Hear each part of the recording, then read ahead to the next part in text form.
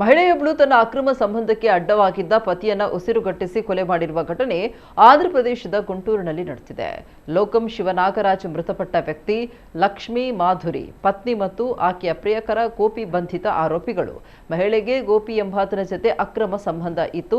ಇವರ ಸಂಬಂಧಕ್ಕೆ ಅಡ್ಡವಾಗಿದ್ದ ಗಂಡ ಶಿವನಾಗರಾಜನನ್ನ ಕೊಲ್ಲಲು ಪ್ರಿಯಕರನ ಜೊತೆ ಸೇರಿ ಸಂಚು ಹಾಕಿದ್ದು.